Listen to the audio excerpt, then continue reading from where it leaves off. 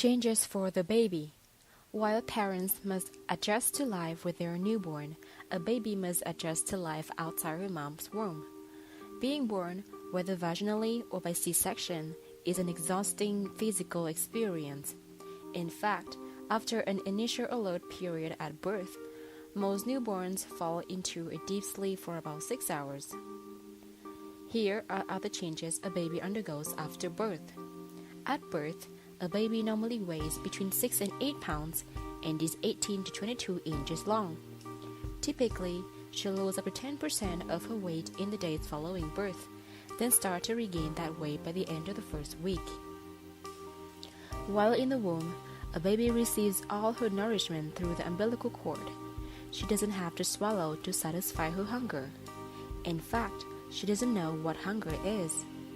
Once born, swallowing becomes a reflex, and the baby feels hunger and knows she must act to satisfy it. Before birth, a baby doesn't breathe. She receives all her oxygen through her mom's blood. At birth, her circulation is sluggish and her breathing may be shallow and irregular.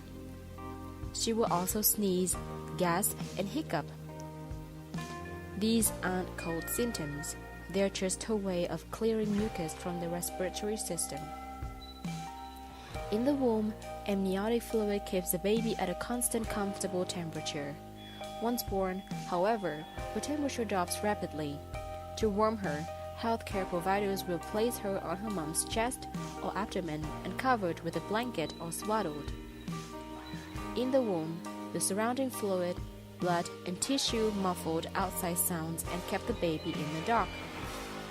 Once born, however, she experiences sounds much more loudly and clearly, and she is exposed to direct bright light.